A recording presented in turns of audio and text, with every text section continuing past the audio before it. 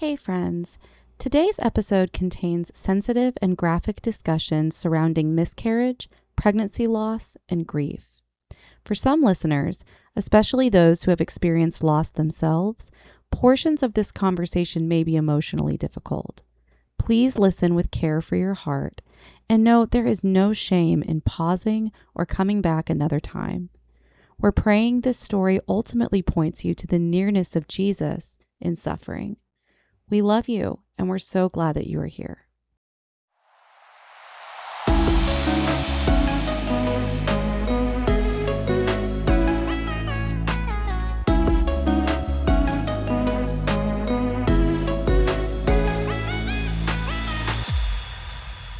Hey friends, welcome back to the Flower and Flame podcast, where we talk about how Jesus flowers his church through his word and how the Holy Spirit unifies us and sets our hearts on fire for him. We're so glad that you are here. I'm Hannah. I'm Kaylin. And I'm Savannah. And today we have my good friend Heidi for another one of our testimony episodes. So we have Heidi on here to share just like this amazing God story that she has. I met Heidi when I first became a follower of Christ, and man, I just remember her all the conversations about we got to pray this out of her. But she's such a wonderful woman. She has just an amazing story that I know can touch so many of you. So with that, we're going to kick it off to Miss Heidi. Well, we're going to do Some rapid fire questions first. You want to go first, Hannah? I can start. Yeah. You want to do, we'll go me and then you, Kaylin, and then you, Savannah? Sure. Okay. Sure. All right, Miss Heidi. So Heidi, I only met Heidi virtually like a few weeks ago. Yeah. So I'm really excited that you're here, and thank you so much for coming on the podcast. Yeah, no problem. Because you're our first person that we like that all three of us don't know. Only Savannah knows, but like in person before coming on. So I'm really excited because we've heard your story when we talked about it virtually, but I can't wait for them to hear your story and then us to hear it again. It was super, super good. I'm really excited, but we're going to just warm up with some of these rapid fire questions. So, I'll ask this one. What show, movie, or website, be real careful, is your guiltiest pleasure? That is so I go on Facebook a lot and do a lot of scrolling. Okay. And there's always these ads for like these really cheesy Chinese dramas, like where the plot is always the same and it's so stupid. And I'm just like, okay, let's watch that. Is it like Chinese Hallmark basically? Yes and no. Like they're supposed to be shorts, but each episode is like, They're only like a minute, but like there will be like 100 episodes and you're just like, I know what's going to happen, but I can't stop watching it. It's like watching a train wreck. It's so bad. That's great. So I absolutely love stuff like that. Yeah. Oh, that is good. Yeah. I like that. What you got? So I know that you have a child, new son, kind of. It's part of the story, so I don't want to go deep into that. But it kind of ties a little bit to Hannah's question, which is having a younger child. And I don't know that you do screen time. Do you do screen time? I try to avoid it. Okay. He has limited screen time, mainly like in the mornings. We'll watch I'll play like Christian songs or stuff like that. And then after his nap time in the afternoon, when I'm trying to like cook or get something done, he has a tablet, but he's not allowed to like hold said tablet. It's mainly for playing music at night, or after his nap time. I'll play like a movie that he likes, like with music, and usually I'll put him in his playpen and hang it up away from him so that he can listen to it, glance at it, but he's mainly playing with his toys. I like that. You're such a good mom. Yeah, that's all. Like it's the grabbing of the glowing screen that like does these babies in. Yeah. But that's awesome. Well, and I was going to say, what is the thing that you like the least out of like what's pushed for like kid toys, kid shows? I was going to ask for like, what's your least favorite kid show, but he's probably not there yet. But like, what's the least thing that you're like, oh, if that we could get rid of that?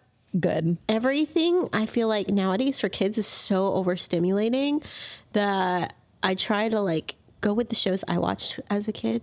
Those are low stimulation, like Bear in the Big Blue House. Or like, yes, or Roly Poly Oly. Yeah. But one thing we do not allow in the house, I can't, are Coco Melon.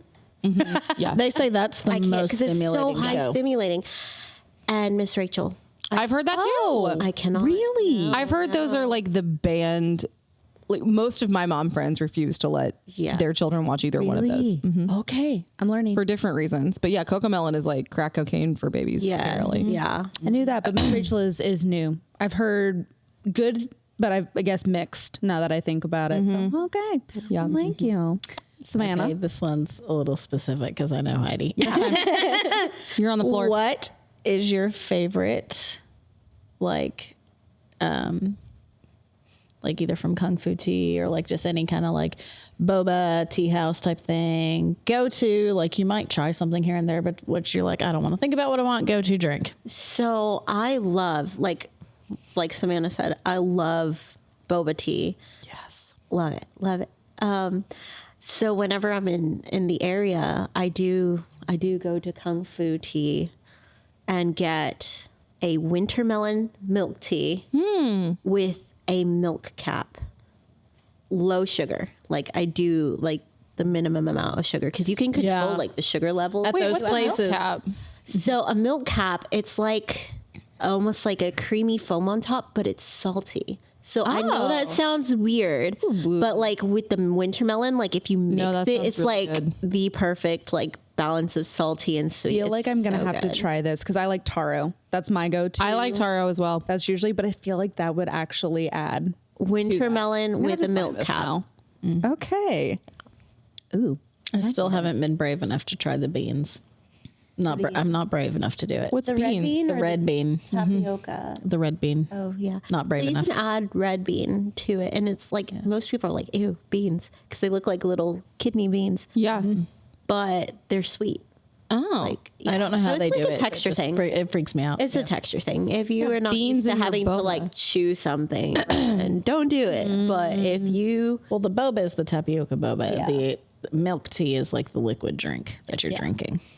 So I used to live in Long Beach, California for a couple of years, and boba is like everything, everything out there.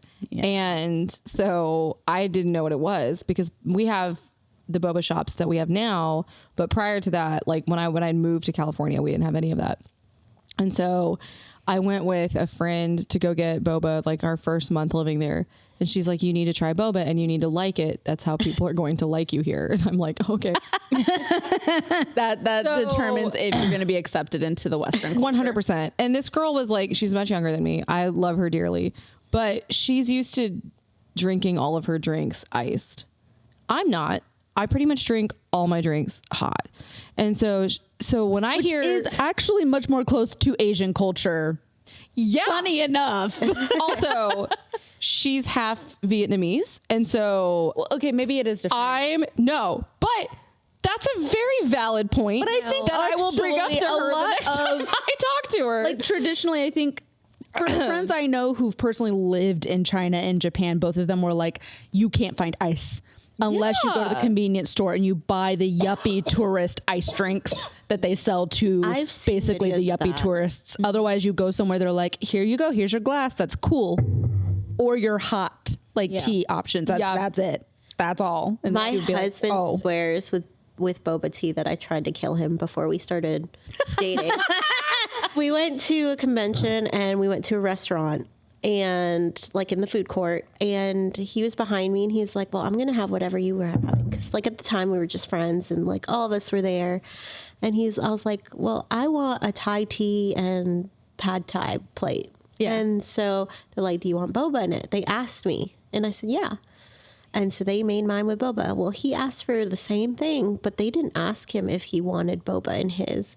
So he took a big old sip and didn't know about the tapioca bubbles. And I'm right it's in he that shocking. show. He choked on it and he was like, what are these, death berries?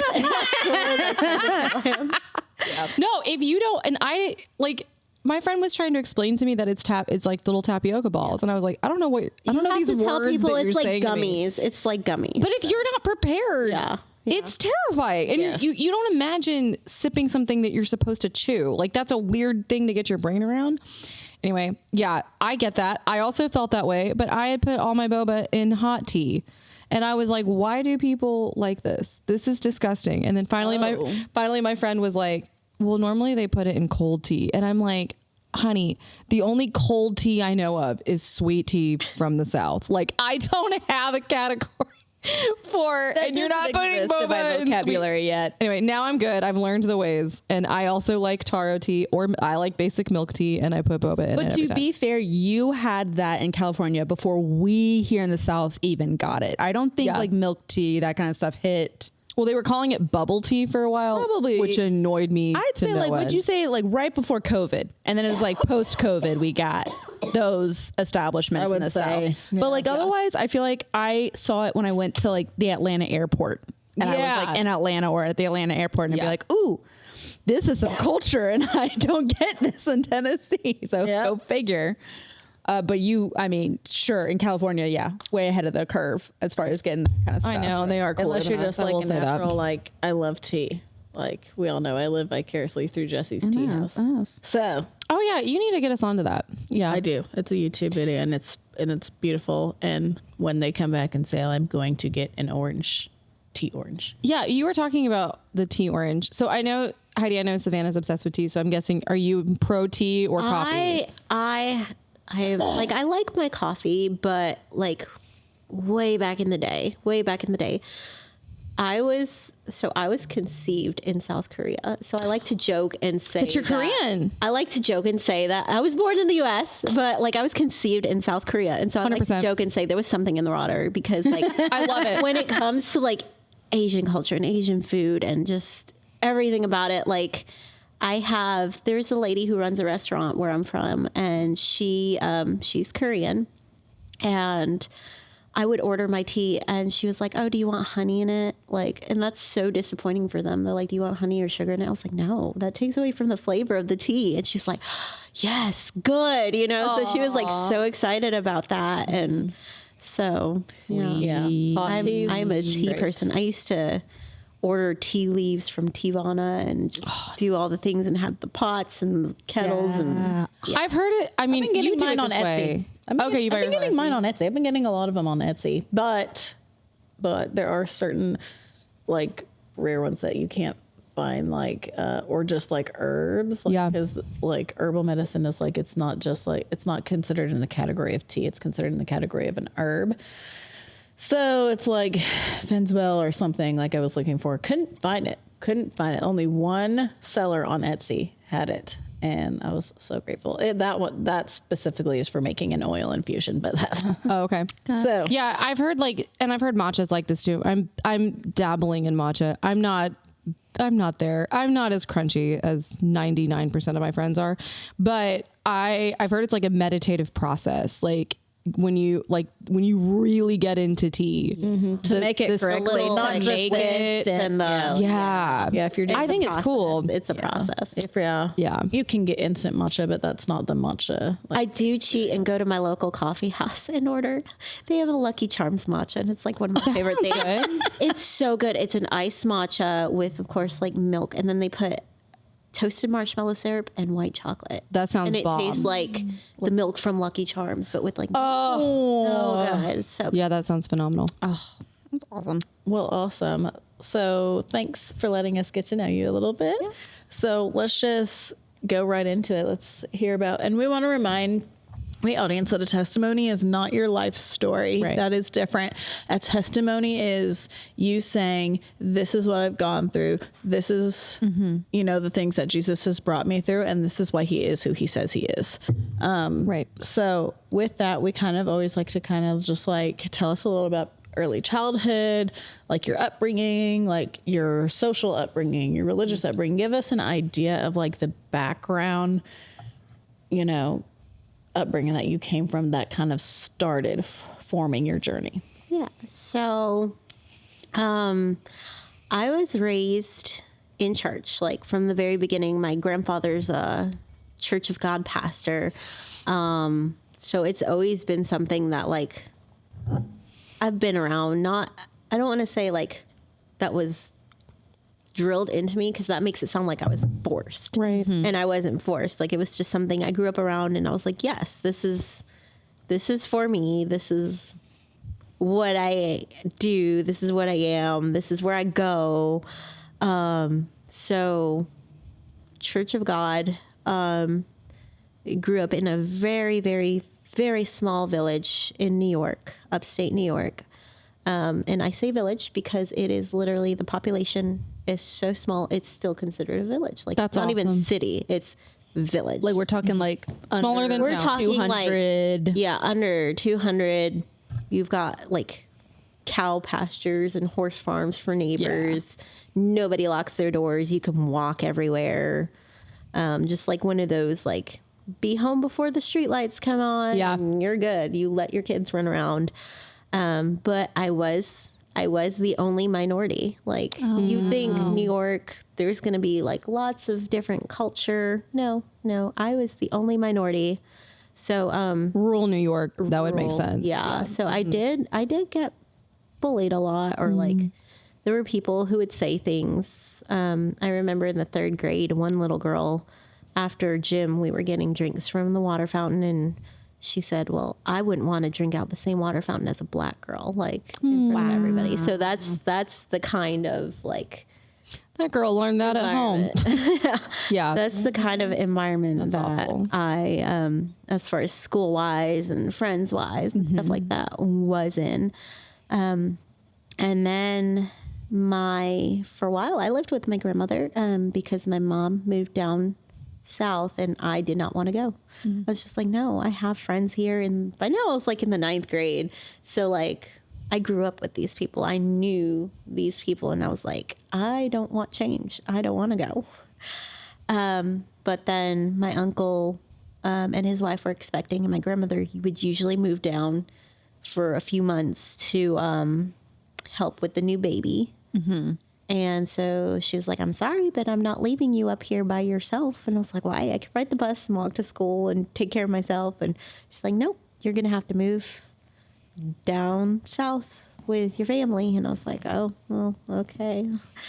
And when I got here, it was a culture shock, because I was used to being the only minority. I was used to like trying to dress and do things the way my friends did. And let me tell you, makeup was the worst thing to try to figure out when you have brown skin and everybody's doing the white Britney Spears eyes, and you cannot do that. You cannot pull it off. Like, it just did not work. Early 2000s. Yes. Oh yeah. Awful. So moving down here was a culture shock. Like, I was not used to the different kinds of cultures, the different races, anything.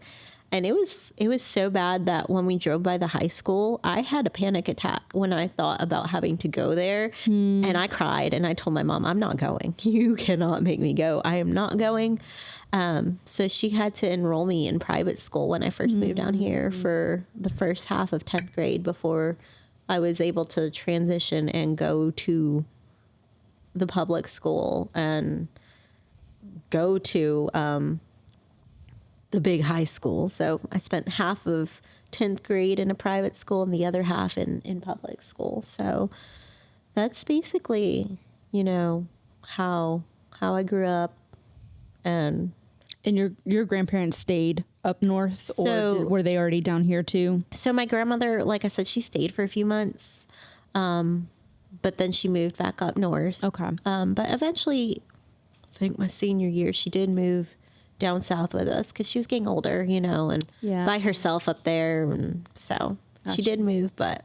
Would you say they were the ones who spoke most often about like faith or God kind of in life, or did you get that a lot with your mom? And I got that a lot with my mom because, like I said, she grew up a preacher's kid. Yeah. And so, and I know for the longest time she would like work in some of the churches and the daycares and stuff like that. And she was like very involved in church. At one point in one of the churches, she was in the choir. So I got it from both ends, from my grandmother and from my mother, whereas my grandmother was probably like a bit more traditional, like we would sit down and read the Bible every night, kind of thing. My mom still had like a big influence over my upbringing in life, knowing who God is and going to church and hearing the word and all that. So Very cool. Awesome. How did, whether it's like moving or the culture shock or being bullied or just anything in your dynamic with your family, how did all of those things kind of form what you felt like was the deepest like longing of your heart, or like the deepest question of your heart? So for the longest time, my mother was a single mom. So she did the very best she could for us. There was never a time I can think of when me or my sisters needed anything, wanted anything. If we wanted it, she would make sure we had it. But at the same time, like, I was like, oh, well, that's not the way it's supposed to be. You know, there's supposed to be a mom. There's supposed to be a dad. So I always, you know how like most kids are like, oh, I want to be a nurse. I want to be a doctor. I want to, you know, my things would change frequently like that, where I wanted to be a fashion designer. I wanted to be an artist, a musician. But the one constant thing that I wanted to be, that I knew I wanted to be, was a wife and a mom. Like, I wanted my own family. I wanted a family, a big one. I wanted, you know, the whole fairy tale ending you see in the Disney movies. Yeah. You know, so Oh, awesome. that was really, and that was the one constant thing that, like I said, never changed, of what I wanted, you know. So, and then even biblically, like, God didn't create us to be solitary. Yeah, that's right. He gave Adam, Eve, you know, Yeah. a partner. So I think that just really like resonated in my heart from a young age. So Very cool. Yeah. Awesome. That's awesome. Go ahead, Savannah. Sorry. So going through high school and all that, like, you're now coming into being an early adult. And that's kind of when, like, a lot of people, like, especially in traditional upbringing, whatever, it's like, all right, it's time to start shopping for a husband. And it's like, when we start, like, it's like, oh, I'm so old. I'm go another year, not happening. So tell us just, like, the journey that got, like, whether it was about, you know, how you met your husband now, or how, like, what paths he took you in before, because, like, I know, like, that was the biggest desire of your heart, to be a wife, to be a mother. So obviously we gotta get married first. So, and it's just a lot of, like, culture shock of, like, if you're not, like, married at 22 with a kid in the oven, like, something's wrong. Like, you know, sometimes That's a thing in the traditional- South that That's does a Southern not thing. exist outside of the Southeast United States. Well, to be fair, I think it does in certain traditional sectors, because I think out west, for people that are like in Utah, kind Very of in traditional, the Mormon, anything, I feel Yeah. like that ties to some of the like traditional stuff, or maybe a little bit more of the like religious kind of, like, just traditional. I feel like you just religion, see it you know? there in general of the like, all right, you've gone through adulthood, you've hit your like early 20s. This is now when we expect like family to start. You meet the guy, you get the marriage, you have the kids, you get, you know, already probably have the house, and then you go on and you go forth, and, you know, by the time you're 40s, maybe we'll have grandkids. And it's like kind of The assembly line of life. yeah. And it's one of those things, I think, you know, I would like, as far as like what you're probably going to ask, Savannah, but I'd love to hear, did you feel like that was the deepest longing of your heart? Did it come with any pressure or anything from family? Or was it just kind of a more just open, like, no, I saw everyone else kind of enjoying that type of life? Or was it more like no, that was kind of, everyone was like a little bit hot-handed. We got to get this kind of ball rolling a little bit. So, no pressure from family whatsoever. I did tend to jump, like, because I was used to not being wanted by like guys up north, because they would literally say, if they found out I had a crush on them, they'd be like, oh, the black girl. Oh, I don't want to date the black girl. Like, Heidi, that's awful. so moving, I'm sorry. it's Awful. it got better. It got better moving down here. So moving down south, like, it was like, oh, I have options, but I would try to jump like headfirst into relationships, mainly because I was like, oh, you know, I have options here. I can actually be in a relationship and get this happily ever after ball rolling. Because I always pictured, okay, yeah, you're supposed to in high school find your person, because that's how it was in every other show and Disney movie. And, you know, you're supposed to find your person, marry your childhood sweetheart, get married, have kids, you know. So I would tend to jump head first into relationships, especially if like I found out somebody that I liked me back. Amen. But the problem with that was, because I was used to not being liked, I would literally change every single thing about myself in order to please them, in order to get to the point where they would want to stay, they would want to keep me. And it was almost like I didn't know who I was anymore. Like I didn't. Oh, girl! I was like, do I actually like this band? Do I actually, or did I start liking it because they said they liked it? Oh. Do I like this food, or do I like it because I want them to like me? So we're gonna say we like it, and then just eventually the amount of things so much, that you're like, okay, what's real, what's me, and what is the pretend part? Like, what is? I feel this so deep, because I legit had a friend once tell me that she thought I was two-faced, and I realized, I was like, am I? And it came like later on, I realized, because this came after I was dating a guy, and I was like, oh, I'm not two-faced. I am just mimicking. I'm changing who I was, to a point where I had a friend who knew me before a relationship, saw me during it, and was like, you never listened to that band like prior. And now I have a whole thing of like trauma music in my Spotify that I like shove and store, and it's mostly divorced dad music is what this dude listened to. That I also like gravitated and was like, I now like divorced dad music. I had one, but I like, it's now stuck with me because I encapsulated it into myself so much so that now I am stuck with it. Yeah. But it truly was. I realized like, oh, I genuinely didn't enjoy that. Probably I wouldn't have picked up on it myself. I did it because he was doing it. I had one ex, like, and that's another thing. Like, I was always pushing, like, okay, we've been dating for a year. Do you feel like getting married? Do you feel like proposing? Like, where are we in this relationship? There's no point in me dating if you don't want to marry me. So, like, which is I would tend to push it, but and I think that would also like drive some of them away. They're like, no, I'm just having fun.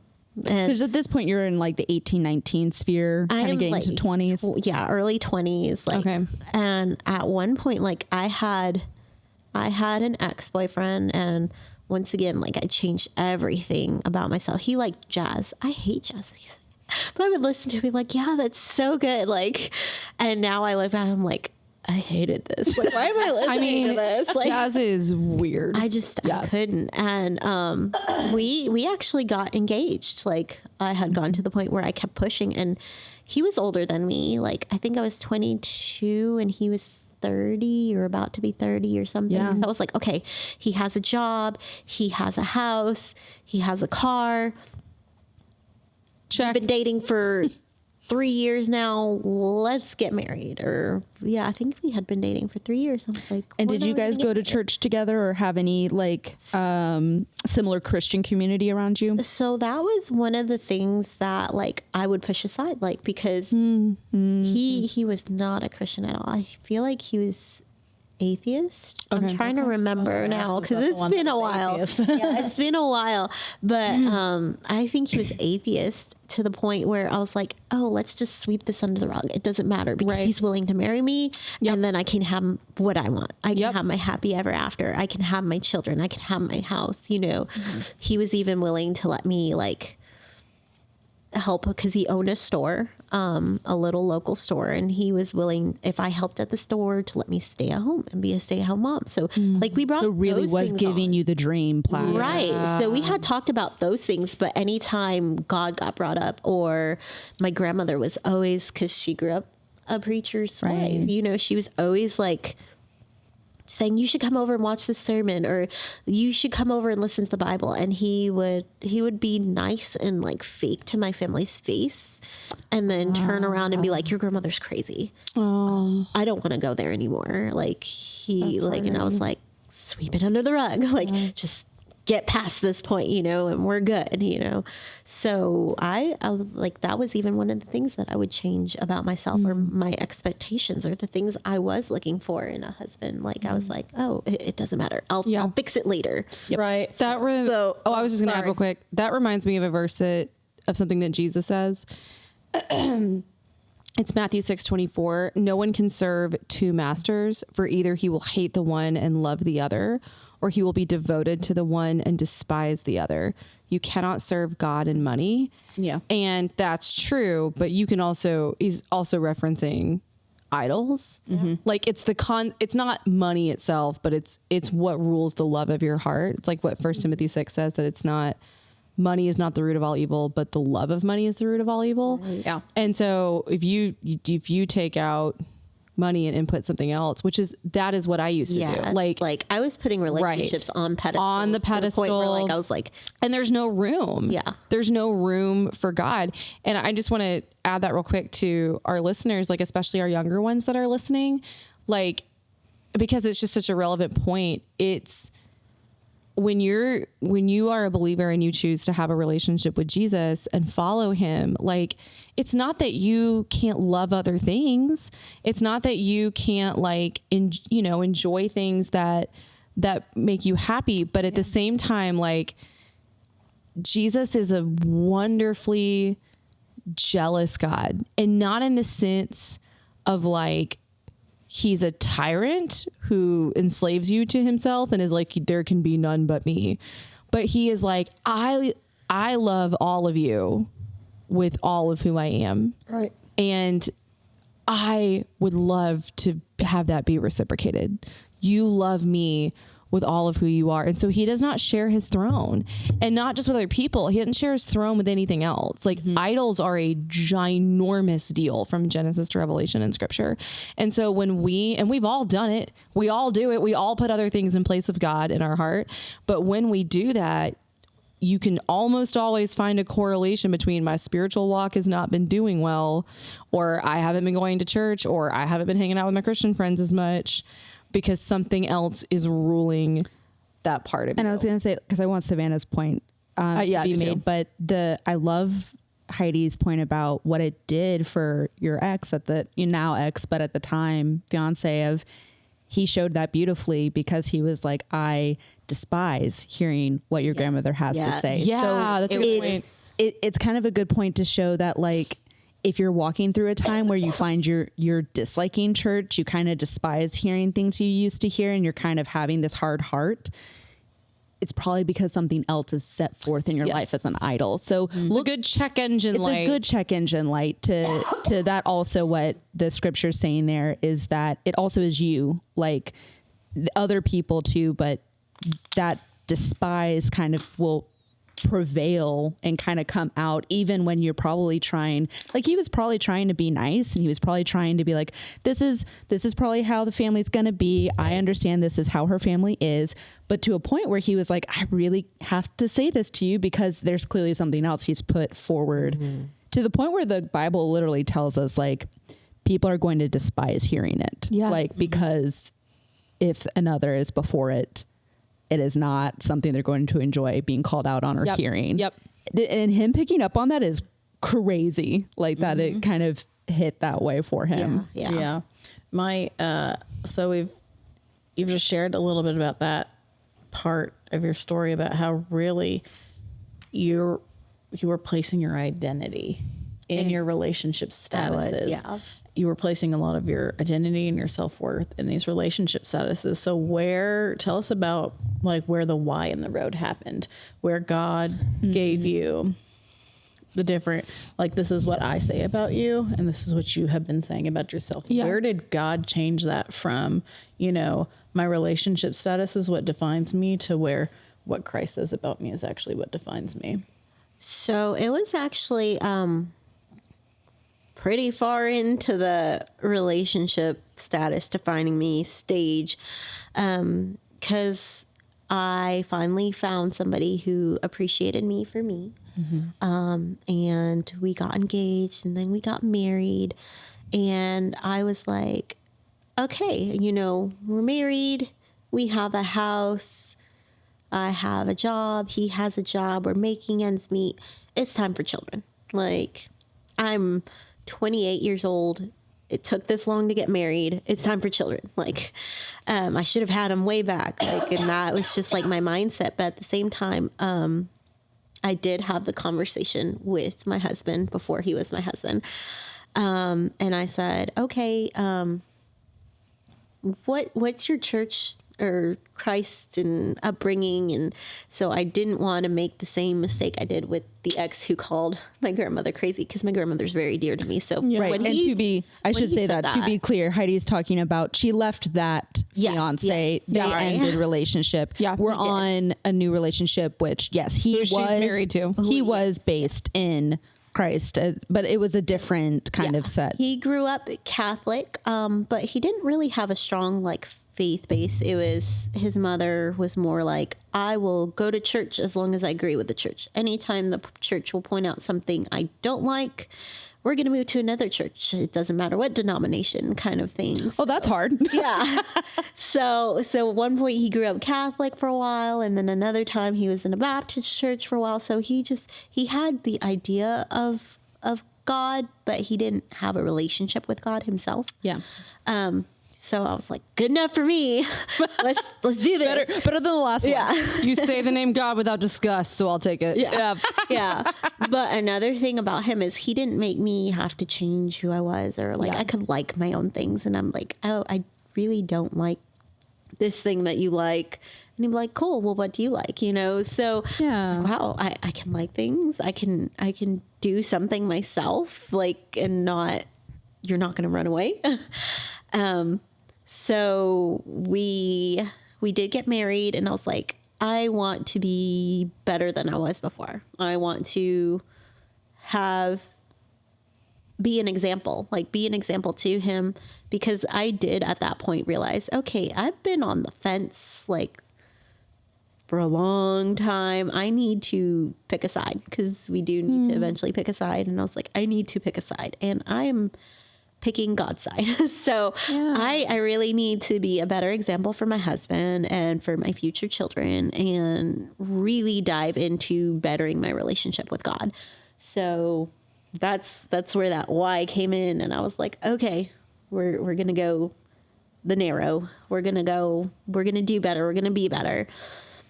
So getting married did change a lot. There was still things that I struggled with that I was on the fence about, that other exes or old friends had gotten me into. Occasionally, if they were drinking, I'd be like, okay, yeah, I'll have a drink. But then that really, after I got married, that really stopped. I was like, no, I need to do better. I need to be better. I need Jesus. I used to tell them, you need Jesus. So that helped a lot. Very cool. Yeah. Well, and I guess as you guys, and I as another married woman, we are all married women today. This is amazing. It's crazy to look back on life prior to marriage and be like, oh, the hard things I walked through. And then now as a married woman of oh, the hard things I have walked through. Yeah, for sure. Man, I don't know what it is. I think the Lord is I'm going to sprinkle in the actual hardship now. Yeah. You are prepared. And it's no, I wasn't. But thanks anyways, God. Yeah. Yes. Because I think that's genuinely just when it happens is oh, the stuff you walk through that it's that was rough on me as an individual. Now it's I have another individual that you're going to create a rough situation for. Yeah. Great. Awesome. Got to carry it together. Oh, even better. Yeah. Being, what do they call it? Those 3-legged running race competitions. Yes. Yeah. That's marriage. Tie my leg to the other person's and tell me to run as fast as I can to a finish line with said person and try to not fall. Yep. And then add some things that you have to carry. Now you have to jump over this 20 foot. But when you're Heidi, you're carrying a 1.5-year-old with you while you're running the running. Right. If it's doing that, but then when you have kids, it's and both of you have to piggyback one. Yeah. And see how it goes. That's fantastic. Genuinely the picture I have in my mind. It can be the funnest thing and hardest thing at the same time, which, I think that's where I would love to ask is like, so you guys kind of get married, and I know you were wanting to talk on how kind of being a mom kind of coming to be and how that picture looks. How, right before going into that, where were both of you in your faith and mentally before trying for kids? Where were you both at? So for me, I was, like I said, I was all in. I may have still had like one finger on the fence and like just looking like, no, I'm Waiting good. for like the other shoe to drop kind of. Yeah, like the fence of, okay, God's side, not God's side. Sure. My finger's on the fence and I'm on God's side, but I'm like, do I need something over the nope, I don't need anything over there. I'm over here. And he was more like, I will go to church. I will listen to these sermons. I will do it, but not because I want to do it, but because you want me to do it. Like, it can't be that way, but it's better than nothing because you're getting the exposure. You're at least semi trying, so. Yeah. But that's where we both were at that point in time. Okay. So, Okay. Cool. Can you tell us, okay, so you have crossed this wall, you've decided it's God's time now. It's like, it's time for me to make that decision. Kind of take us just like, whether chronologically or whatever, through the next like steps, of your life in marriage, like what you were going through. Like, you've talked a lot with me and with us about like different things in marriage that you were working through. You were talking about like, with your sister and all these different things. So just however you want, like take us to the next kind of like roadblock. As we say, we make the decision to follow Christ and Satan's not happy. So yeah, just take us through that. So the next step for me in my mind to my little happily ever after was, of course, having children. And we had discussed even before getting married, oh, I want 2 kids. I want 3 kids. He used to joke. He's like, I want 25 kids. And I was like, we'll go with 3. You're like, well, I have to birth those 25 children. So. Right. Yeah. I was like, we'll have 2 and then we'll like adopt a 3rd one and it'll be fine. But we will not adopt an additional 23 children. Yeah, no, that's not happening. Yeah. So of course we started trying almost like immediately because I was like, I'm already 28. My biological clock is ticking. Yeah. And my sister, she had already had 3 kids, my middle sister.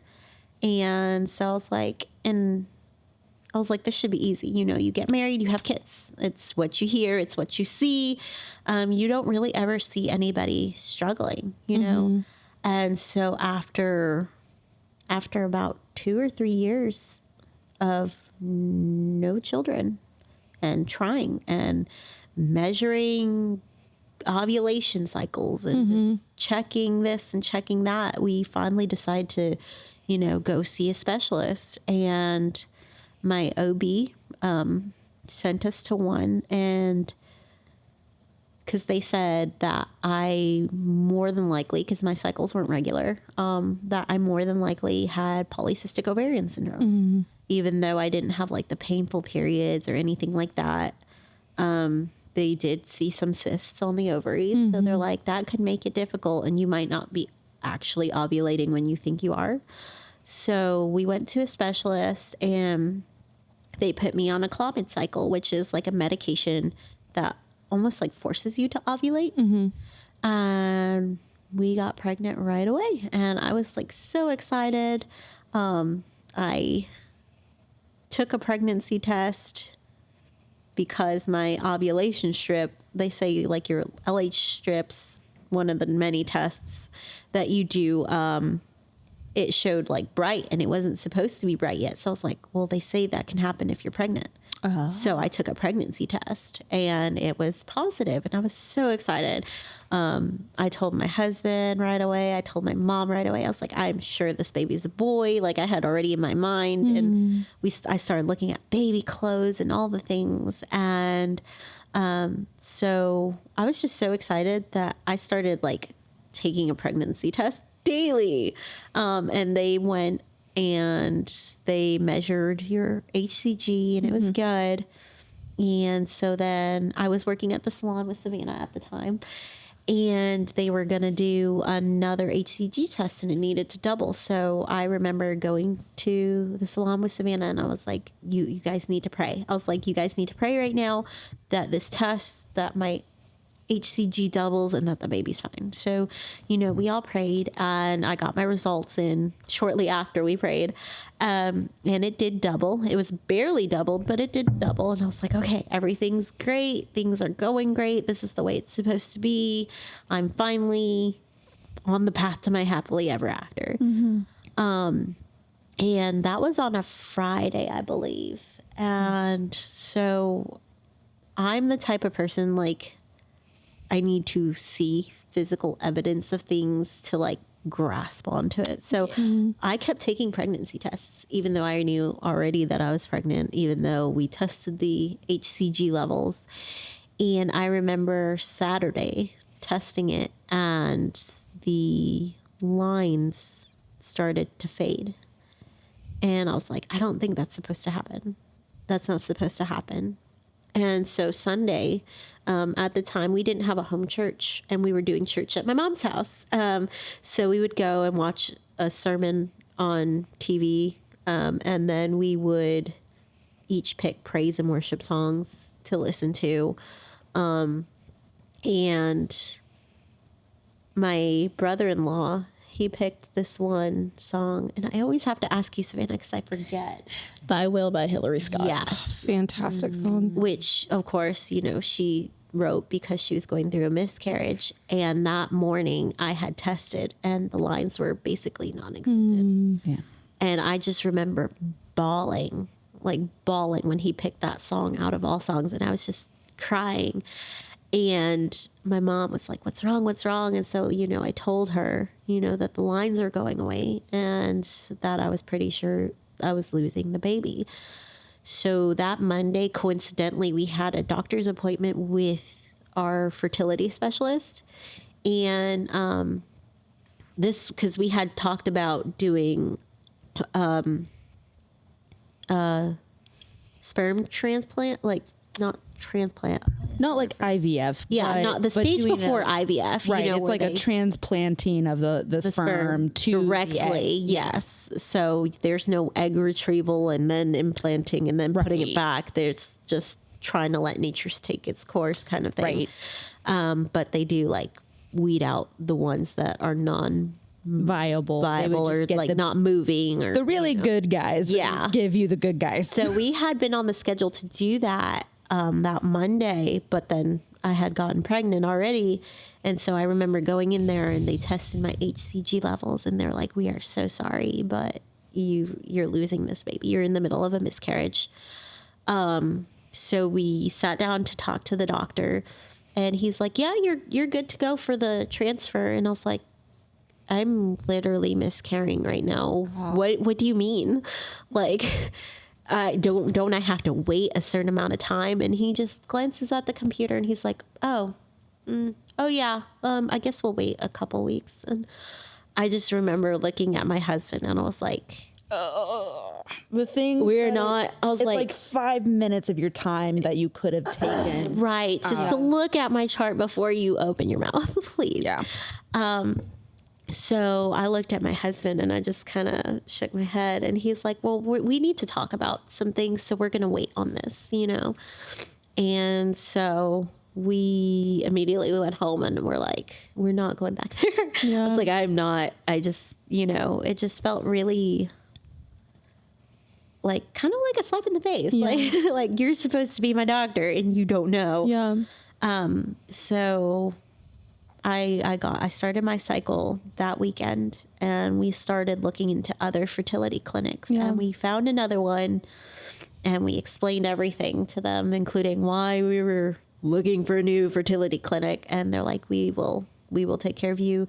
You've already tried a Clomid cycle. You've already tried, you were going to try that. And clearly with the way the Clomid cycle didn't take, which I didn't know, but I found out later. Clomid cycles are the highest miscarriage rate. Really? Yeah.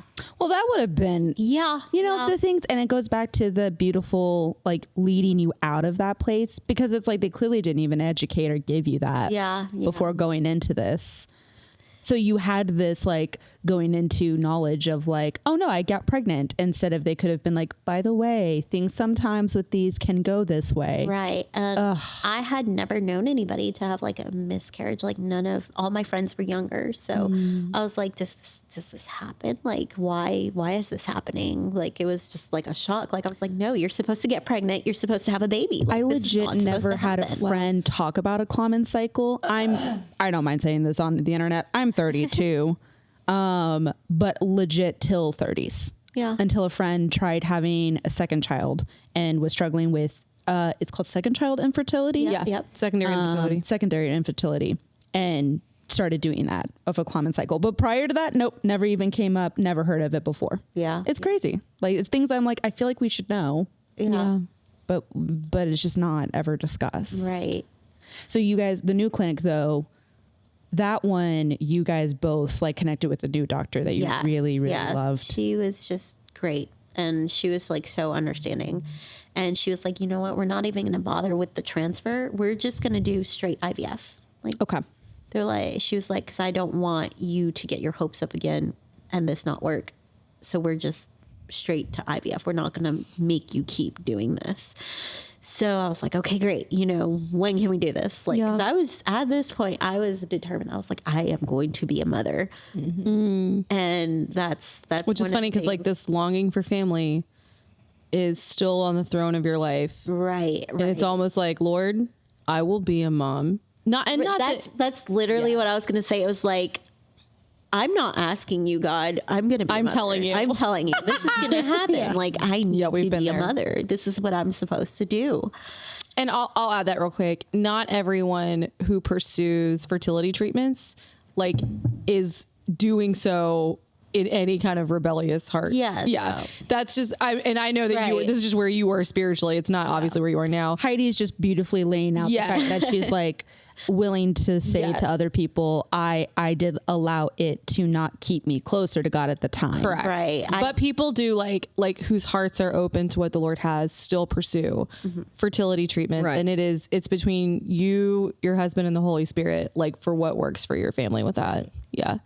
Which hindsight is 20/20, like they said, because like now that I look back, I was like, I feel like I should have prayed about it. I should have asked God, okay, like, where do you want me to go? But at the time, I was just like, no, this is how God created us to be. Yeah. I'm supposed to be a mother. My sister has 3 kids. Where's my child? Like, So we went through with the IVF transfer, which egg retrieval was the most painful thing I've ever been through. Like, which no one ever tells you that it's extremely painful, but it actually is really expecting painful. it to be so painful. I laid in, like, I couldn't even get on the bed. There was a mattress in our guest bedroom that we were saving for a nursery. And I just laid on that mattress. I could not get up after it for like 2 days. Like, it was just so painful. And I was not expecting that to be so painful. And I'm the type of person, I refuse to take medication. Mm-hmm. I don't know why. Like, my husband's always like, just take an aspirin. I'm like, no, I am not. Like, so they knew it would be painful. They prescribed Oxy. And I was like, I am not touching that. I'm not touching it. So we did the transfer in February of 2023. Mm-hmm. And we got pregnant with a beautiful little baby girl. Mm-hmm. And I was just so excited. Like, I was over the moon. I was buying clothes. I had a nursery theme picked out. My my announcement, like, I did one of those like Facebook announcements where it looks like you have the sign in the basket, and it said, like, I think it said, nature said no. God said yes, science said maybe. And it had like the IVF needles and stuff like that, and like a little basket expecting a rainbow or like a miracle baby year 2023. Like, I had like the whole thing. I told my husband, I was like, we're naming her Eliana Grace, because Eliana means God has heard my prayer. And I was like, and we did a gender reveal, even though I knew it was a girl by mistake, because. But like, how are you not going to do a gender reveal when it's your Right, first, like, right. yeah, baby you get to hold. Yeah. And like, I didn't mean to know it was a girl. Because they know when they give you the egg. Well, yeah, because they test, you know, the chromosomes and all this Right. stuff. And so when they did the transfer, I told them, I was like, I don't want to know. I was like, we're going to do a gender reveal. But on the paperwork we had to sign for the transfer, Yeah. they wrote on the top XX. I was like, no, I didn't want to know. I didn't know yet. So I knew. Yeah, I knew. So we did the gender reveal, and we were planning a baby shower for September, and she was due in November. And then on August 11th of 2023, we were expecting friends over. And I was just like, the pregnancy, the whole first trimester was so hard on me. Like, I was sick the entire time. Man. All the, like, Didn't you have, thought- what's it called? Hypermesis. They thought I had hypermesis, which is where you are sick your entire pregnancy. Oh, man. I had to go to the ER like 3 times to get IV bags just because I couldn't keep anything down. It was so bad. And so then the second trimester, I was fine. We made a trip up to New York because my husband had never been up to New York, and I showed him where I grew up. And, yeah, and I was just so excited. I got to see one of my friends that I grew up with in New York, and you know, I had the little belly and everything. But then in August, like I said, of August 11th of 2023, my husband and I were not doing good that day. We were expecting friends over, and we were arguing like the last 48 hours, just constant arguments and bickering and fights. And at one point I had to walk our dog because we have a boxer mix, and she's strong. She's sweet, but she's strong. And I was walking her, and one of our neighbors, 'cause our neighbors at the time, they let their dogs roam anywhere. Yeah. And this dog charged at me. So of course my dog went to get in front of me, and I didn't want them to start fighting. So I'm sitting there 25 weeks pregnant, trying to lift my dog and carry her away so that these two don't start fighting. And I was tired. I was annoyed. And so I just sit down to watch a movie with my husband and my friends. And all of a sudden I felt a gush, and I was like, did I pee myself? I didn't feel like I had to pee. So I go to the bathroom, and there's just blood everywhere. So I start screaming for my husband, and because we had been fighting, he just rolled his eyes at our friends, and he's like, it's probably a spider, because he knows I hate spiders. Like, I don't care how small it is. I will scream for somebody to come kill it. Like, I don't do spiders. And so he goes in there and just sees all the blood, and he goes, okay, let me get you new underwear. We are going to the hospital. Yep. Straight to the hospital. Our hospital and our OB that we had chosen, because I had been with this OB for the longest time, they are a 30-minute drive away from us. So we were like, we don't know what's going on. I'm panicking. So we just go to our local hospital because we don't know what's happening. We actually had to have our friends like lock up our house and take care of our dog because I was like, we're heading to the hospital. I'm bleeding. So we get to the hospital, and after like a 20-minute wait, and so I was like, at this point, I'm annoyed. I was like, we could have driven to our hospital and our OB by the time they got me in a room. And I'm panicking because I don't know what's going on. I feel her moving still, and she's kicking like normal, but I'm bleeding, and that's not supposed to happen. So the OB there finally comes. He does an exam, and he looks at me, and he says, okay, you are completely dilated. You are 10 centimeters dilated. And this baby is coming, whether you want it to or not. Like, she's coming now. And so I'm like, well, is she going to be okay? What's going on? My nephew, he was a NICU baby. He was born early. So I was like, okay, things can still go fine. Things can still work out. She can still be fine.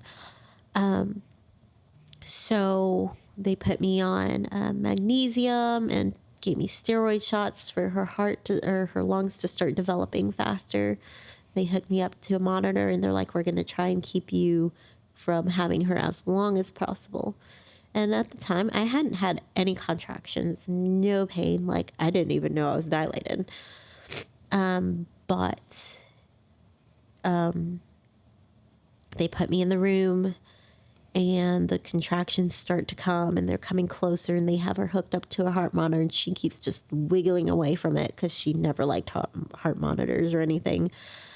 And the doctor's like, I don't want you to be in pain, so we're just going to have you push. And I was like, I don't want to push. Because the NICU people came in and they told me at 26 weeks, she has like a 50-50 chance of surviving. Mm-hmm.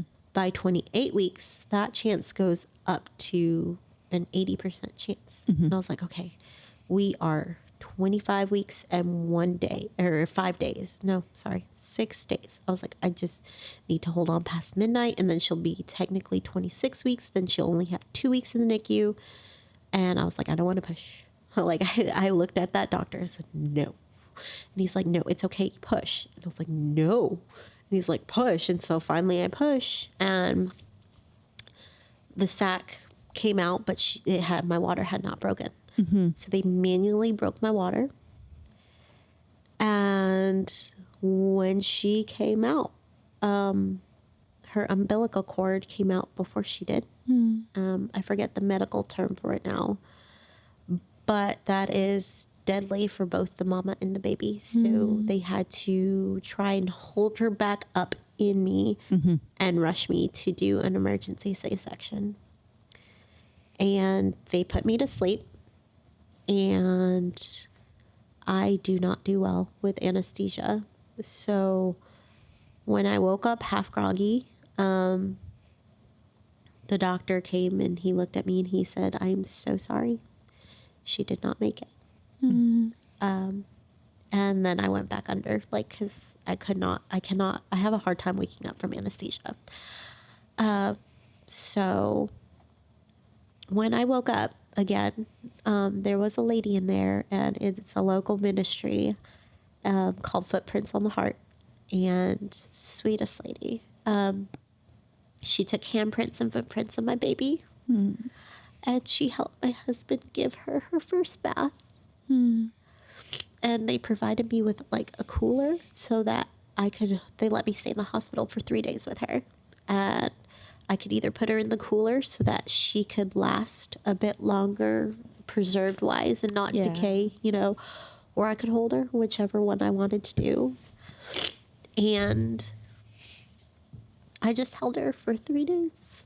I did not want to get up. I did not want to eat. I did not want to move, because I was so convinced that God could not do this to us. Yeah. That if I held her, kept her warm, that he would perform a miracle like he did with Lazarus or with the Shunammite woman. And she was going to come back to life. She wasn't going to die. Yeah. And I just remember the third day when the funeral home came to get her for cremation, and I had to give her up. I just begged God. I was like, just take me. I don't want to be here. Not without my little girl. Yeah. I remember the doctor telling my mom, or the anesthesiologist telling my mom, that basically they had performed the C-section too late, and that with my placental abruption, because I had a placental abruption, she basically had a heart attack and drowned in her own blood. Oh my God. So I was just very angry and heartbroken and just confused. Like, why would God do this? Like, why would this happen? What good can come out of this? Yeah. And I remember wanting answers like right away. Even after the emergency C-section. So the doctor had to, because he was in such a hurry, he had to cut me vertically instead of horizontally. Wow. So I could never give birth naturally to a child. I will always have to have a C-section. Okay. And I just, like I said, I wanted answers right away. And even though they offered me like morphine and painkillers, I refused. I was like, no. As soon as I left the hospital, You did a vertical C and you just said, nope, I will heal without that. No more. And like, I was like, they're like, do you want some morphine? I said, no. I was like, take this out of my arm. I don't want it. When we got home, my husband's like, will you at least take, they like prescribed me hydros and ibuprofen. Mm-hmm. He's like, will you at least take an ibuprofen? And I was like, fine. And that was like the only thing I took. I would not take the hydros. Like, I don't know what it is. I won't take pain meds. I don't. So I remember the day I got home, I went straight back to the hospital and asked for the papers. Like they did a biopsy on the placenta just to see, you know, what happened. And they couldn't tell me what happened. They said, sometimes it just happens. And that was the only answer I was getting from them. So I had my husband drive me the day that I got out. I had my husband turn around and drive me to our OB so I could give him that paperwork and say, okay, you know, I don't know what happened. Try and figure something out. Like, 'cause I want answers. Mm-hmm. Like, and for a good 2 weeks, I couldn't stay at home. I could not be sitting at home. My husband, when he did get off of work for bereavement, he had to drive me just like around to look at houses, anything, because I could not sit at home knowing that my little girl was never coming home. Yeah. So sometime after that point, I had a friend who I had not connected with in a very long time. Like, we went to the private school together, and that's where we met. And she was like a year older than me. And she has her own crazy testimony. But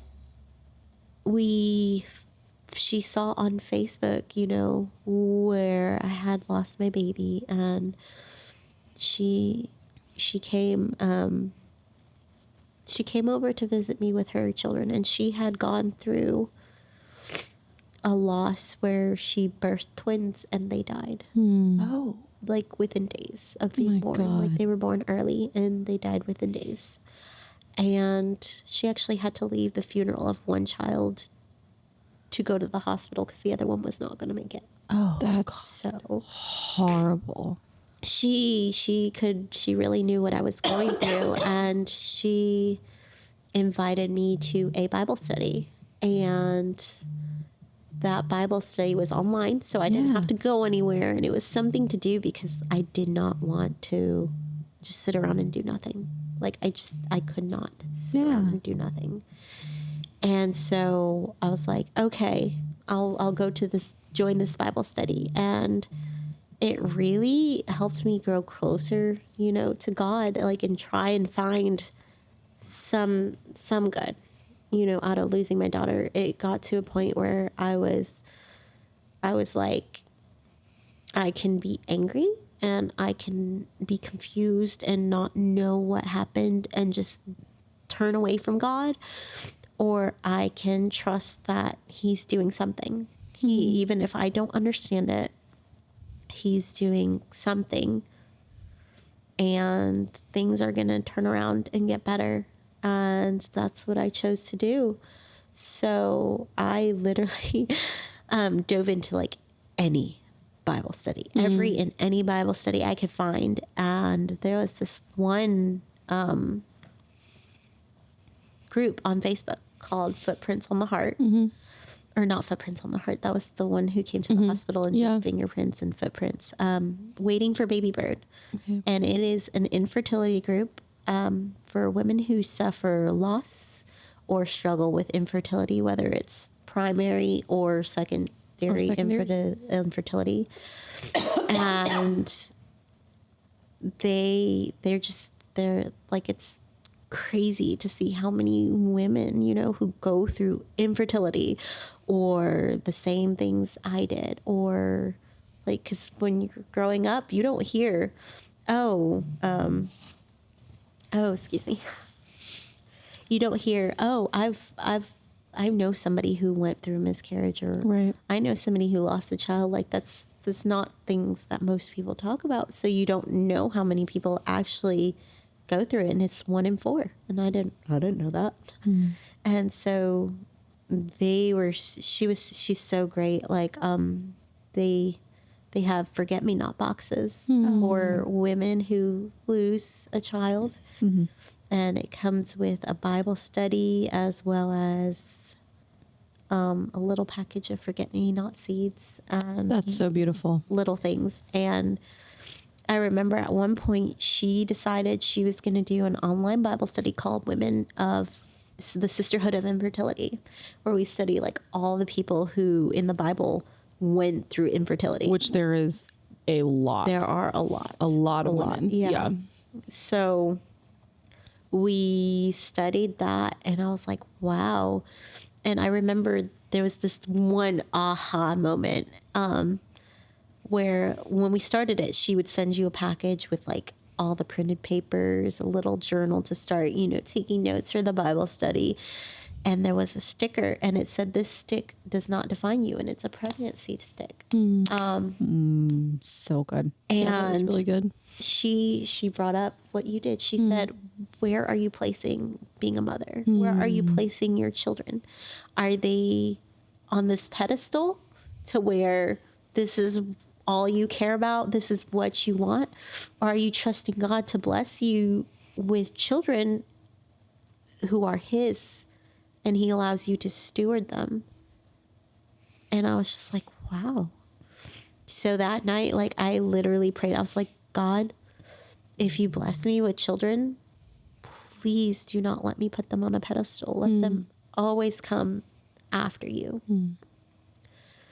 And I feel like that's when I started hearing God's voice more. That's beautiful. Which they say God is close to the brokenhearted, and it is so true. Right. So to say, you got the verse? Psalms 56, 34. verse 8. Oh, are you thinking of something different? Probably. Yeah. This is the one that in hard times the Lord has brought up to me. Okay. And He did very recently for me too. 56 verse 8 says, "You keep track of all my sorrows. You have collected all my tears in your bottle. You have recorded each one in your book."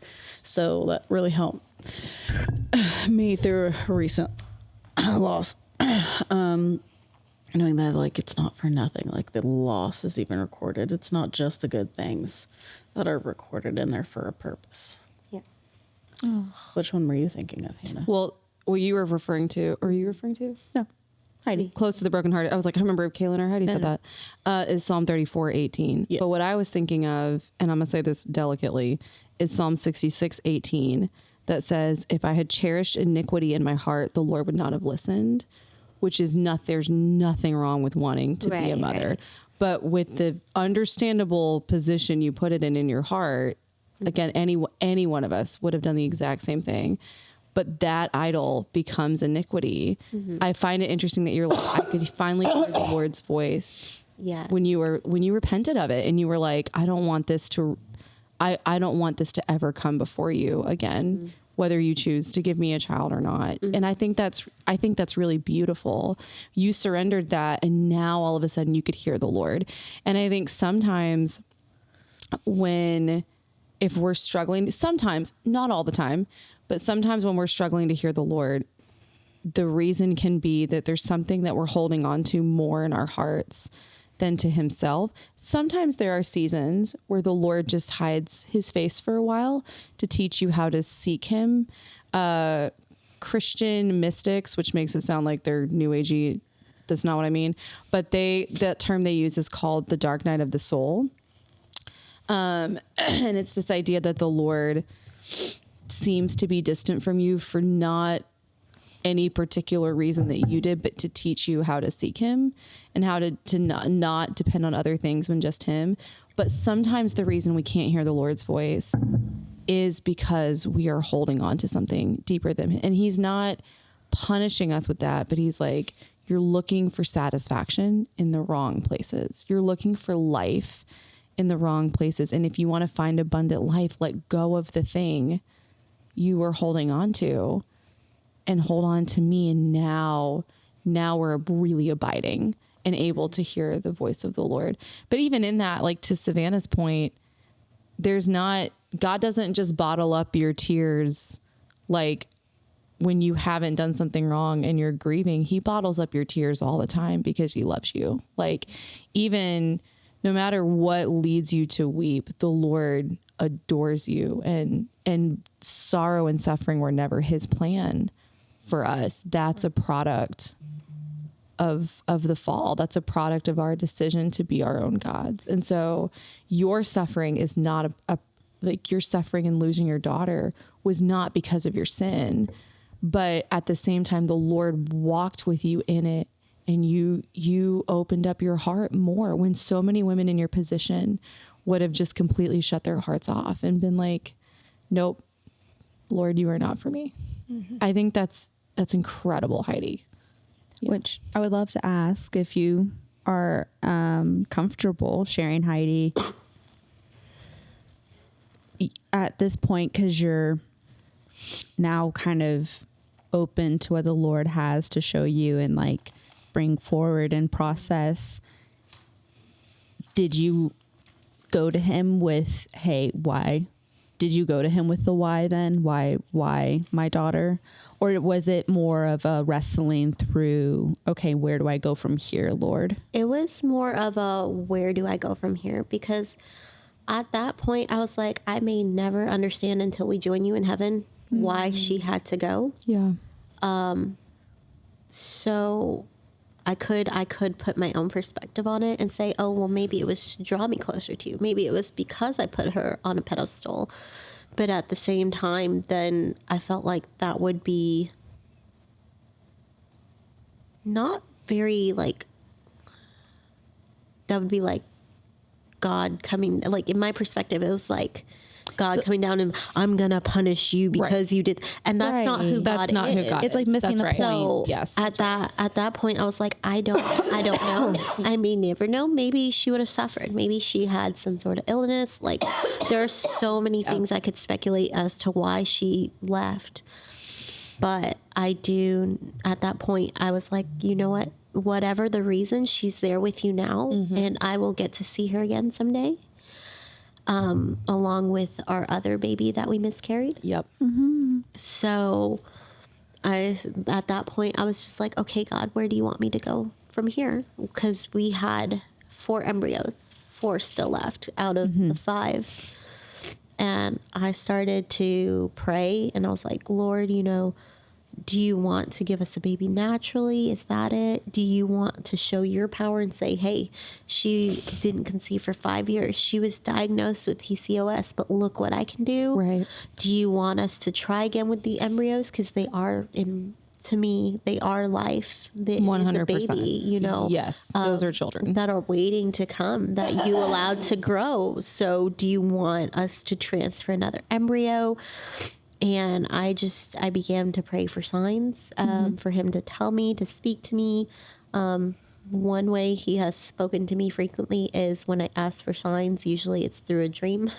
Oh, okay. And so I began to pray. I was like, Lord, if you want me to wait on you and you want us to have a baby naturally, let me have this dream. If you want us to use our embryos, let me have this dream. And I know, like, this sounds crazy, but I would always pray in my mind because Satan can't read our minds. I didn't want him to, like, twist what I said and try and manipulate me to go in a way that was not God. So this was, like, literally just between me and God. That's beautiful. Share it with anybody. I didn't anything. And so he kept telling me with the signs, you know, that he wanted to give us a child naturally. And I was like, okay, you know, that if that's what you want, I will wait. I was like, but please, Lord, don't let me be like Sarah in my 90s giving birth to a child. I have asked Jesus 85,000 times, please don't let me be in my 90s. I don't want to be Sarah. And I don't want a baby. And by 90s, Lord, I mean my late 30s. Like, I was like, Lord, for sure. I was like, Lord, I'm already in my 30s. I was like, I don't. My knees already hurt. My back already hurts, and I haven't even had a child. I want to be able to keep up with them. Right. So, I am very Gideon-esque in my prayer when it comes to signs, though, because I want to make sure that it's God's will and not me trying to, like, twist it to be your narrative. Twist it to fit my narrative. Can I add context? What I want. Because I don't know that all of our listeners know who Gideon is. Yes. I'll just add quick biblical context. You're good. Gideon is one of the judges. So they were leaders and rulers of Israel before Israel got their first king and King Saul. So they come like after the book of Joshua and all the Israelites have taken in the promised land. And then King Saul gets anointed in 1 Samuel chapter 8. So this is the book in between. And for the record, Judges is a chaotic book, but Gideon was one of the judges. And so Israel kept doing their own sin, what seemed right in their own eyes. Like they were totally rebelling against the Lord. But when they would face oppression from people, God would raise up an Israelite that would come and deliver them from the oppression of these foreign enemies. And Gideon was one of those people with the Midianite people. But Gideon was a very reluctant judge. So his story is found in Judges chapter 6-9. And he was, I don't know if we would say he's fearful. He's pretty fearful. He's hiding out like in a wine press he's basically in a basement. And so God is like, I want you to be the judge. I want you to be the one that delivers Israel from the hand of the Midianites. And so he tests, like God appears to him basically, but he's not sure. And so he tests God a couple times. So it's something called a fleece. He uses a lamb's fleece to do it. Anyway, so instead of just running in and trusting, obeying, that's what he does, which we have all had multiples of Gideon moments where we're like, God, are you sure? Like, but your heart behind it is beautiful. Right. Like your heart behind it is like, it wasn't I don't trust you, God. Yes. It was not like an I don't trust you, God moment. It was I don't trust me, and I'm human. And for Gideon, it was that he didn't trust God. Yeah. But yes, I love that you are just like, I want to walk in your ways, not mine, Lord. I was like, I don't want this disaster to happen again. So I want to make sure this is what you're telling me. Yeah. And not me forcing my own will again. Yeah, love that. So he told me he was going to give me a child naturally and to wait. And I was like, okay, Lord.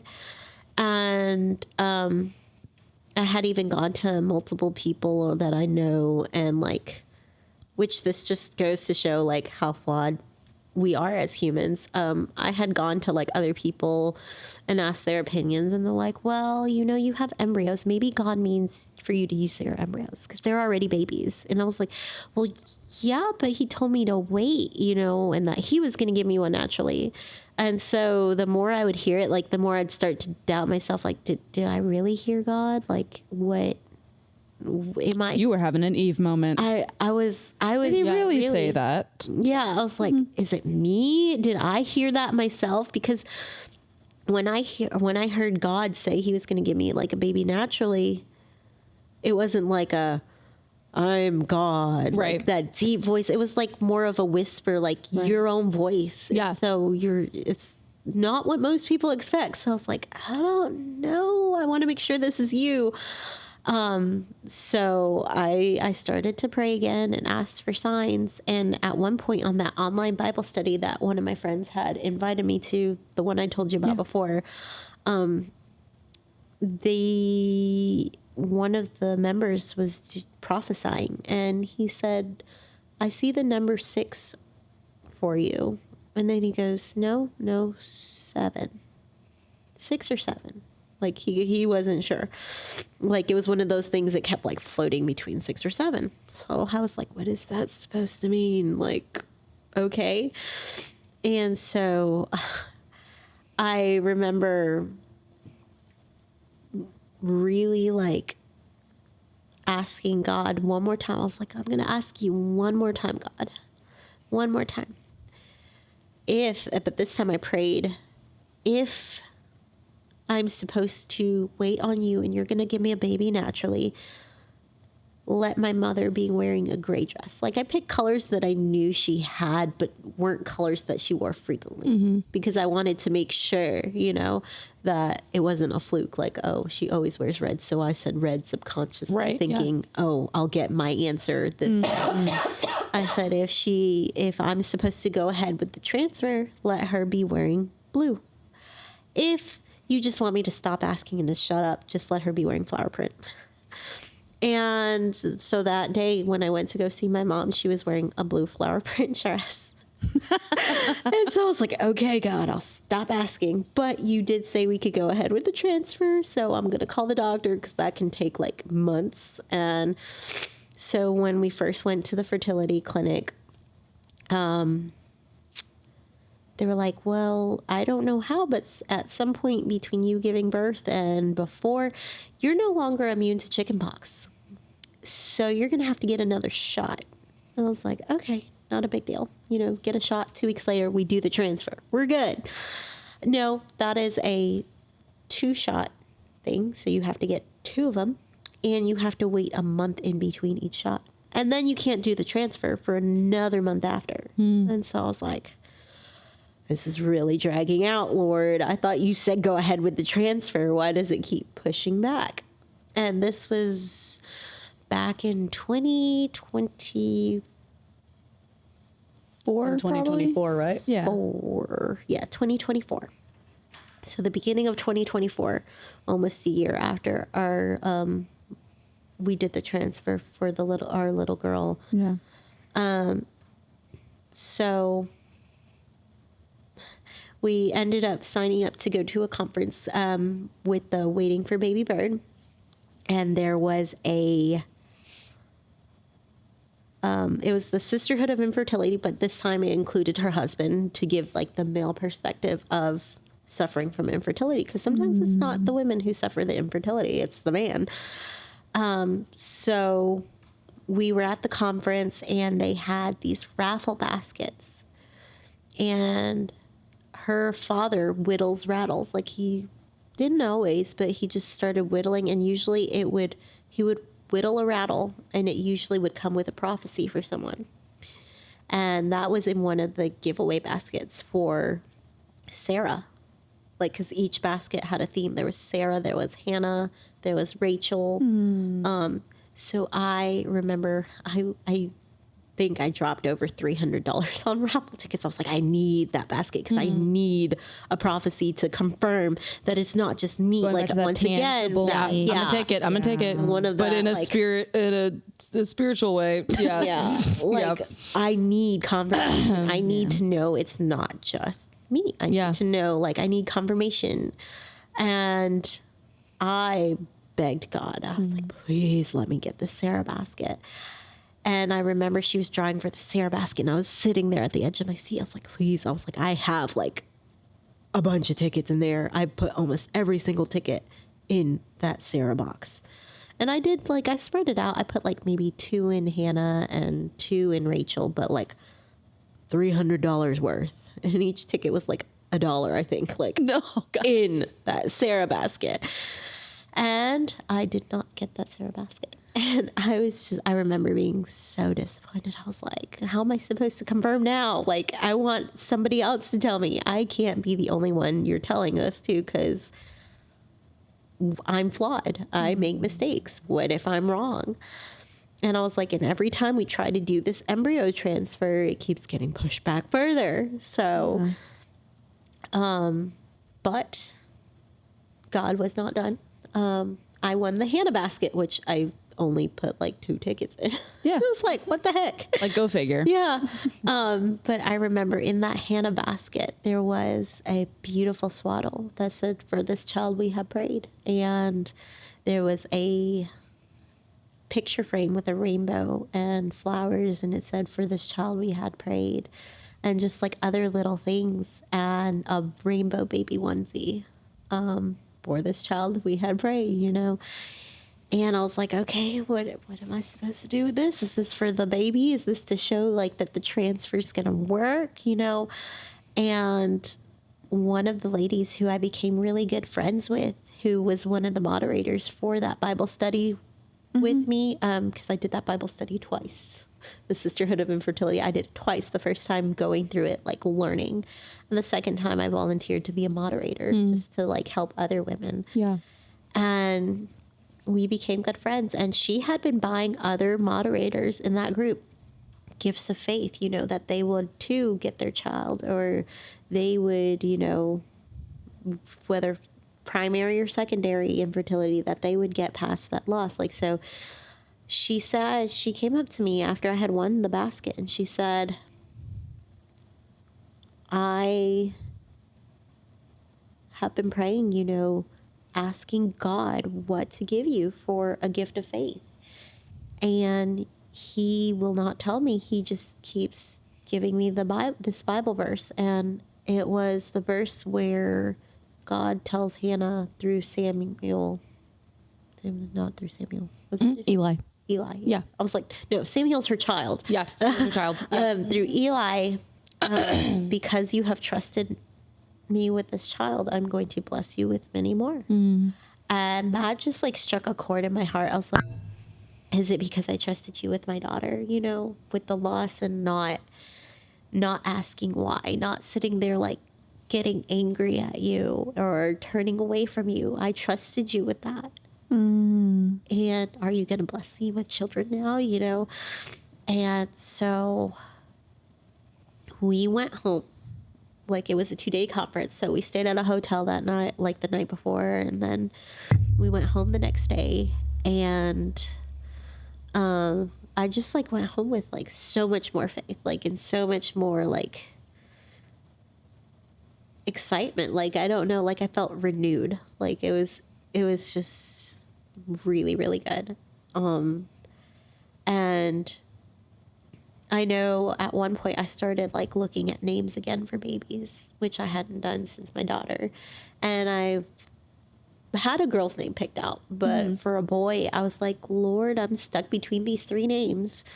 Well, actually 4. Like, one was Hezekiah, one was Ezekiel, one was Isaiah, and then the other one was not even in the Bible. It's Ezriel. Yeah. Which means the Lord is my help.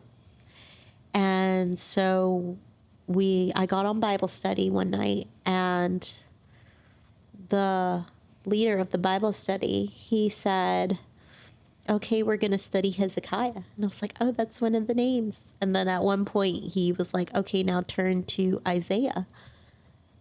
And I was like, Lord, that's 2 of the names. I was like, if he says Ezekiel, that means you're going to give me a boy. Like, and I was completely joking with God. I was joking, you know?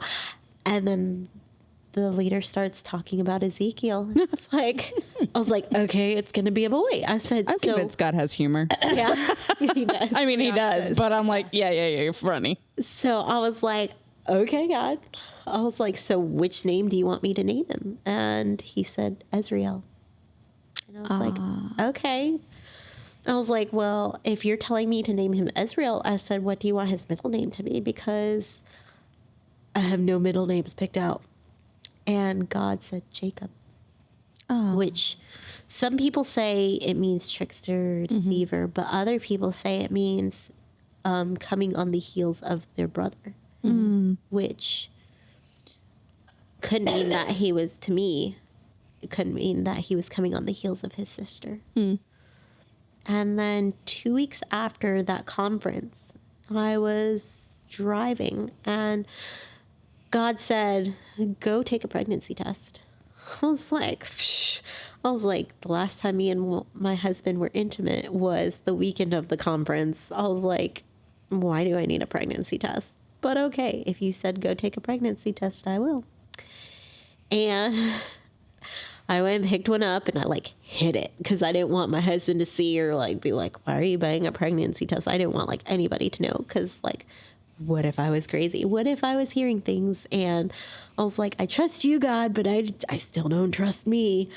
And I took that pregnancy test and I remember looking and there was the faintest little blue line. And I was like taking pictures on my phone and trying to zoom in. I'm like, is that an indent line? Is that an actual line? Like I started questioning myself. Like I was like, what is this? Is this real?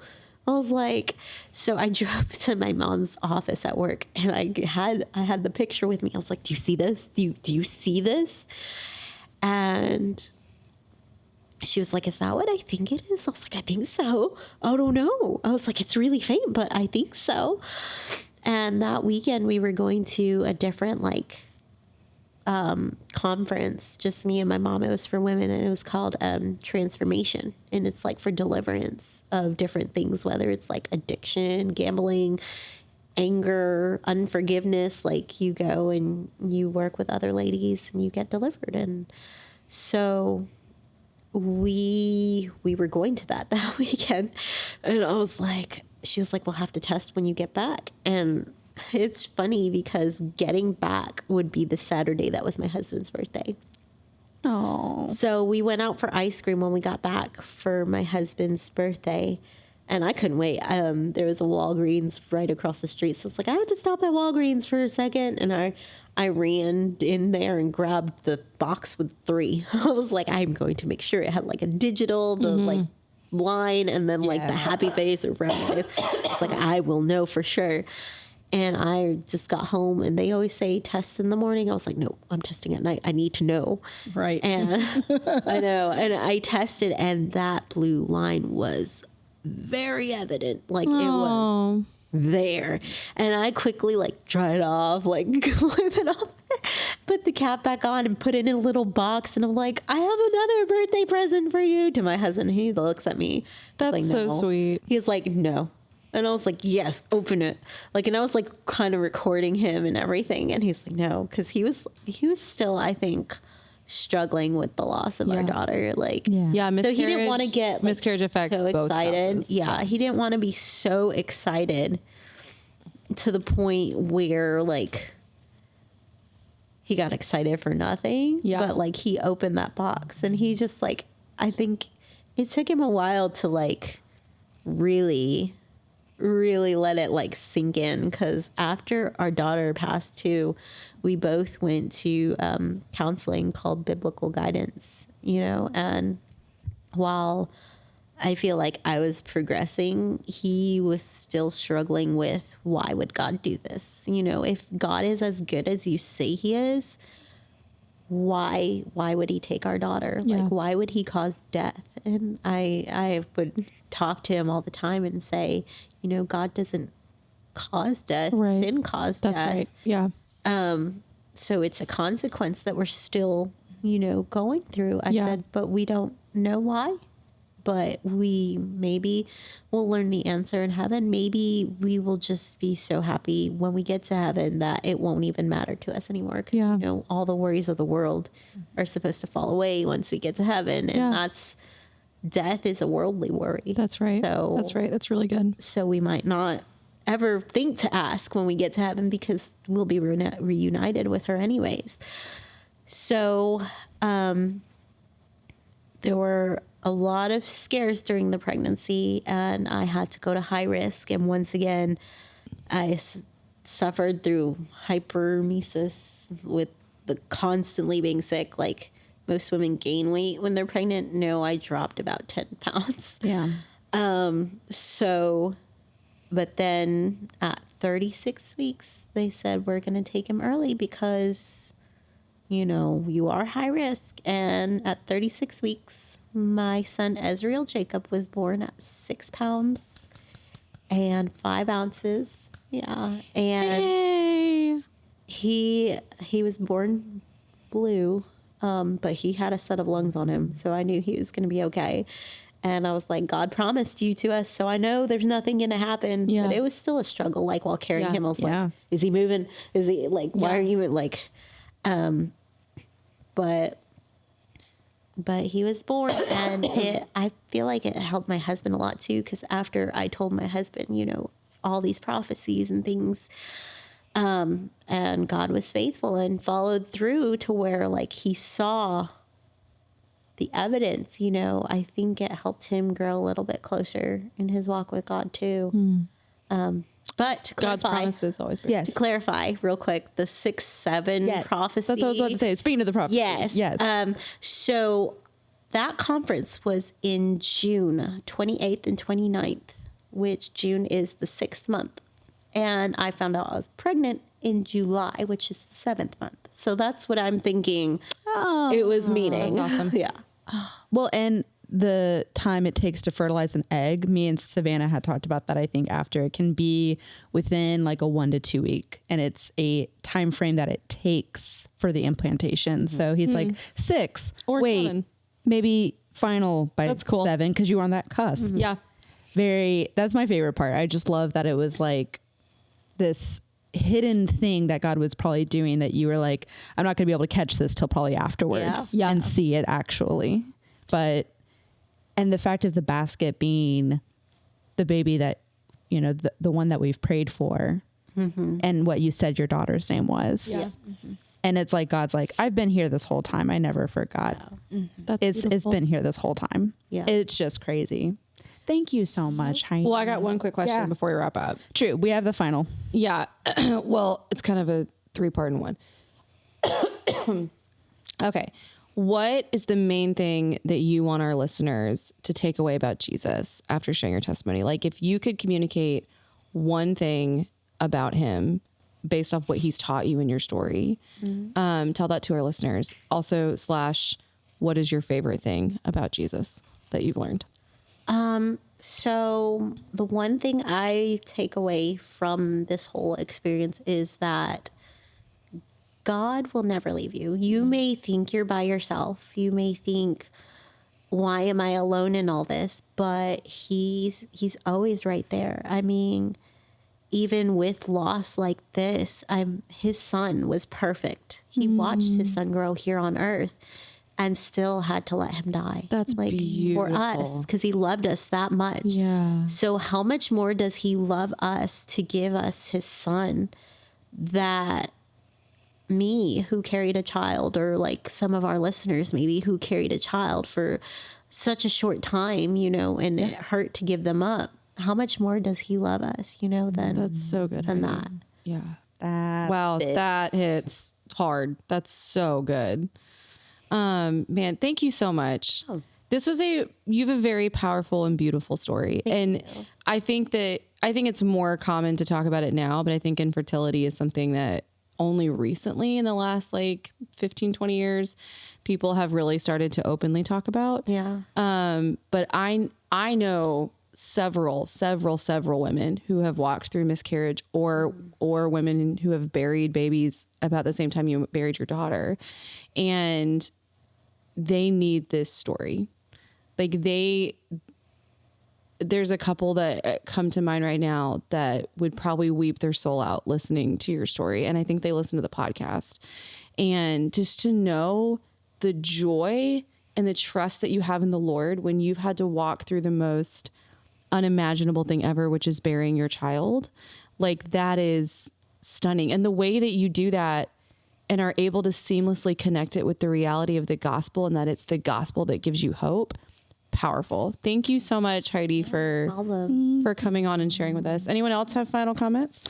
No, I'm just so glad that we can have this, you know, be something someone else maybe out there can find one day. Yeah. And I genuinely, you know, want people to know that no matter what stage you're in, and I think Heidi beautifully has shown there are so many stages to this, no matter what stage you're in, it's okay to still be in the stage of question and anger and sadness and why. But I want to encourage to reach out to the Lord, because how beautifully you showed the joy it still brought you in that depth that you had. And what you said of, looking back, if I had a little bit of that maybe beforehand going into it, I would have liked it more through the really deep, dark. So I just want to encourage everyone to take that and be encouraged and attempting.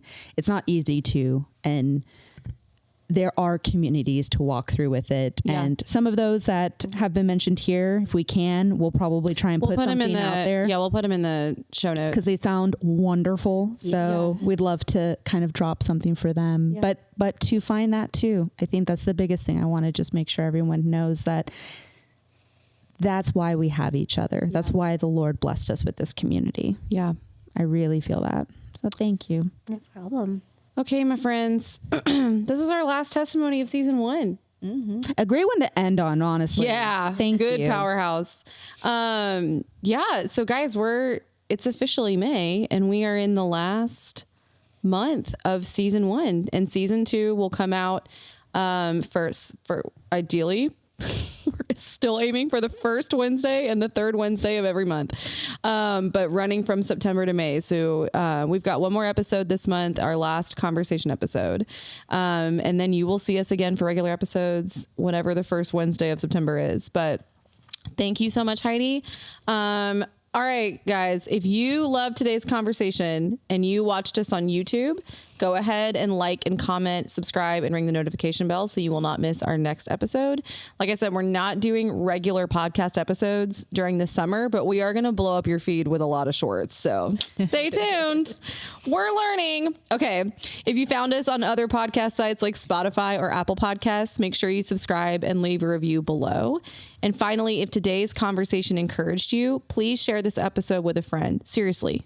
Share this episode with that woman in your life that you love so much who is walking through infertility or loss of any kind and has no idea what to do with a holy God who loves her in the middle of that pain. This story is definitely going to bless her. We want wildflower women everywhere to know how much Jesus loves them and that he has a beautiful purpose for them within his church. As always, we're so thankful that you come and hang out with us, that you would give us one iota of your time. Thank you so much. And as we head out, don't forget, if you root yourself deep in God's word and let the Holy Spirit ignite and lead you, then you will be able to grow and thrive wherever he plants you. See you later. Bye.